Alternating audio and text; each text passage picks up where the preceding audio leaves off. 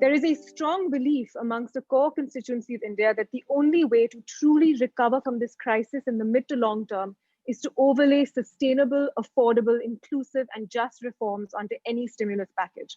The fact is, we have had clean air.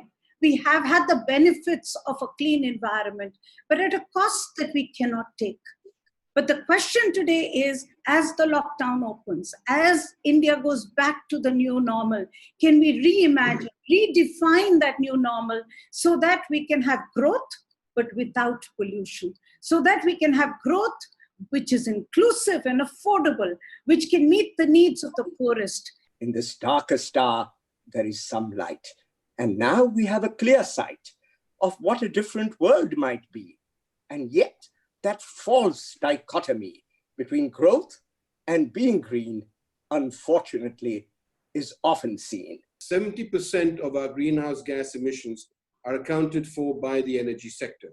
And within that, 77% is accounted for by electricity.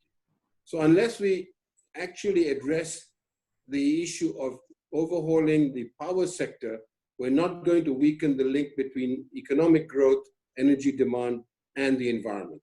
We need to eliminate distortionary subsidies, the $20 billion of subsidies to the power sector and to oil, gas, and coal.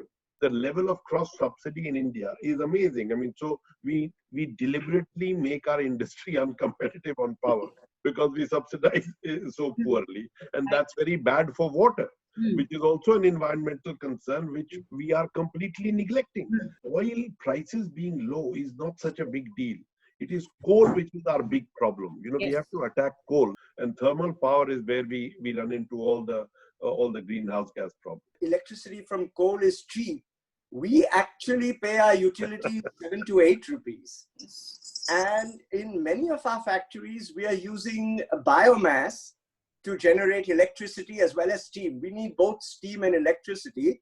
And even at a very small scale, this is much more economical than what we pay the utility. In some of our factories, we use our own byproduct biomass. In other factories, we actually source biomass. The good thing about biomass is it's not time-based like wind or solar. You can use biomass 24/7.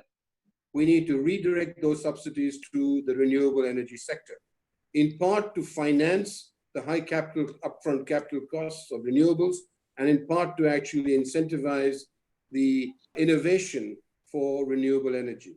Any decision that is related to energy is taken by one siloed department, which is not necessarily going to address the totality of the issue. So when we talk about transport, for example, and electrical vehicles, we are actually asking the Ministry of Heavy Industry, the Ministry of Environment, the Ministry of Petroleum to work together. It doesn't happen. There is no fora where they will sit together. How do we redesign the decision-making structure within the state government and the central government to ensure that clean energy is a priority in the agenda of all levels of government? And that goes down to urban local government and the Panchayati Raj, rural local government. You know, World War II brought women into the workforce because so many men died. You know, 9/11 brought the security industry into the focus. You know, SARS brought e-commerce in, you know, and this time around, attitudinal changes, you know, one of the attitudinal changes may be a demand by the public for better air. There are options that are available to reinvent the energy system.